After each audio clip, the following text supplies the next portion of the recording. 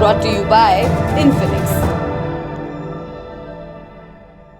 Infinix पर very good offer मिला है, you can't bear to miss it.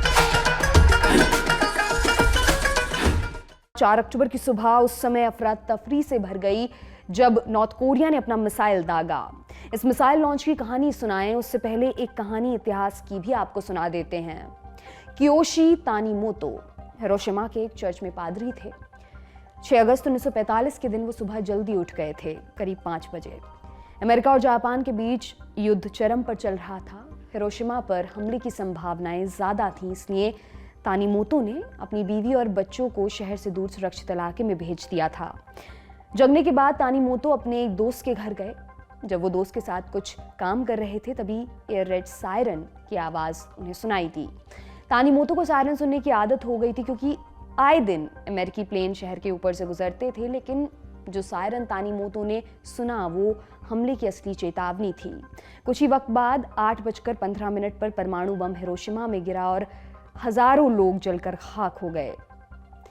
सोचिए उन दिनों जापानी नागरिक सायरन की आवाज से कितना भयभीत होते होंगे। ऐसा ही भयभीत करने वाला सायरन कई सालों बाद जापान में फिर से सुनाई दिया, क्योंकि नॉर्थ कोरिया ने मंगलवार को जापान की ओर एक मिसाइल दागी। जापान के होकाइडो द्वीप और आओमोरी शहर सहित जापान के उत्तर में रहने वाले लोग उस सुबह सायरन की आवाज से उठे। उनको एक टेक्स्ट अलर्ट मिला जिसमें लिखा हुआ था, नॉर्थ कोरिया ने एक मिसाइल लॉन्च की है, कृपया इमारतों को खाली कर शेल्टर में शरण लें। लेकिन सवाल ये उठता है कि नॉर्थ कोरिया ने ऐसा किया क्यों? इसके पीछे की पूरी कहानी क्या है? दरअसल हाल ही में अमेरिका और साउथ कोरिया ने मिलकर मिलिट्री ड्रिल की है, जिसके बाद नॉर्थ कोरिया की दोनों देशों से और खुन्नस बढ़ गई। अब नॉर्थ कोरिया ने भी शक्ति प्रदर्शन की ठानी हुई है। उसी कड़ी में नॉर्थ कोरिया इन दिनों लगातार हथियारों का परीक्षण कर रहा है, इसलिए उसने अपने पूर्वी तट से एक बैलिस्टिक मिसाइल दागी। मिसाइल जापान से करीब 3000 किलोमीटर दूर प्रशांत महासागर में जाकर गिरी। हालांकि इससे किसी भी तरह का कोई नुकसान नहीं हुआ। नॉर्थ कोरिया की इस हरकत के बाद जापान में अलर्ट जारी किया गया। मिसाइल लॉन्च की जानकारी के बाद जापान की सरकार ने सभी नागरिकों को सुरक्षित जगह पर जाने को कहा। फिर देश दुनिया में इसकी निंदा शुरू हुई। किसने क्या कहा सब बताते हैं आपको। जापान के प्रधानमंत्री फुमियो किशिदा ने इसे हिंसक व्यवहार बताया, जबकि रक्षा मंत्री यासुकाजु हमदा ने कहा कि जापान अपने बचाव के लिए जवाब देने से पीछे नहीं हटेगा। अमेरिकी राष्ट्रीय सुरक्षा परिषद के प्रवक्ता एड्रियन वॉटसन ने इसे नॉर्थ कोरिया का खतरनाक और लापरवाह निर्णय बताया और कहा कि इससे क्षेत्र के लिए अस्थिरता पैदा हो सकती है। यूएन ने नॉर्थ कोरिया पर परमाणु और बैलिस्टिक हथियारों की टेस्टिंग को लेकर प्रतिबंध लगाए हैं। इसके बावजूद वो रुकने का नाम नहीं ले रहा है। एक हफ्ते के भीतर नॉर्थ कोरिया का यह 5वां मिसाइल परीक्षण था। 2017 के बाद नॉर्थ कोरिया की यह पहली मिसाइल है जो जापान के ऊपर से गुजरी है। जैसा कि हमने आपको पहले भी बताया कि जब मिसाइल जापान के ऊपर से गुजरी तो वहां चेतावनी के रूप में सायरन बजाया गया। इसके कुछ वीडियो सोशल मीडिया पर भी वायरल हैं। इस कहानी को अल्पविराम देकर ये समझ लेते हैं कि अगर कोई मिसाइल आपके शहर की तरफ आ रही है और आपके पास बचने के लिए कुछ मिनट ही बचे हुए हैं तो आप क्या करेंगे? इसको समझने के लिए सबसे पहले एक उदाहरण को देखते हैं। 13 जनवरी 2018 को अमेरिका के हवाई में एक फर्जी मिसाइल अलर्ट दिया गया था। उस वक्त लोगों को अपने घरों में बंद रहने के लिए कहा गया था। जो लोग घर से बाहर थे उन्हें घरों में जाने के निर्देश दिए गए थे। खुली जगहों पर घूमने से सख्त मना किया गया था।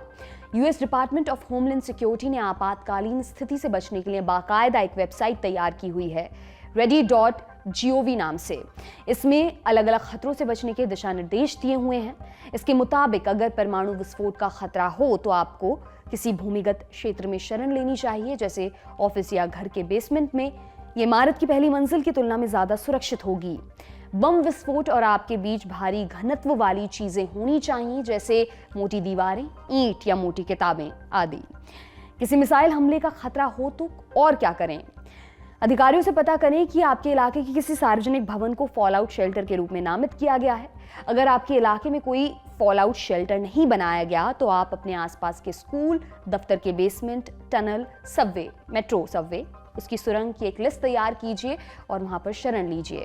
एक डिजास्टर सप्लाई किट बनाएं जिसमें खाना, पानी, रेडियो और बाकी जरूरत की चीजें रखें। जापान में ऐसे खतरों से बचने के लिए कमोबेश ऐसे ही निर्देश दिए गए हैं, जिनमें कहा गया है अगर कोई मिसाइल आपके पास गिरे तो फौरन अपने नाक और आंखों को ढककर दौड़ लगा दें। अगर आप घर में हैं तो कांच वाली खिड़कियों से दूरी बना लें, कांच के टूटने से चोट लग सकती है। जापान ने ऐसे खतरों की जानकारी देने के लिए जे अलर्ट नाम का सिस्टम डेवलप किया हुआ है, जो ऐसे खतरों की जानकारी TV, radio, phone, outdoor loud speakers के जरिए लोगों तक पहुंचा देता है। अभी नॉर्थ कोरिया की मिसाइल के खतरे का अलर्ट भी इसी जे अलर्ट सिस्टम से लोगों तक पहुंचाया गया था। जे अलर्ट सिस्टम 2007 में बनाया गया था। इसमें सैटेलाइट के जरिए ऐसे खतरों की जानकारी फौरन लोकल मीडिया तक पहुंचाई जाती है, जिसके बाद वो जानकारी आम लोगों तक भी पहुंच जाती है।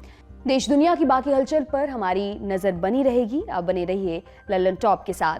आज का दुनियादारी यहीं पर समाप्त होता है। कल फिर आपसे मुलाकात होगी। इसी उम्मीद के साथ विदा लेती हूं। शुक्रिया। शुभ रात्रि।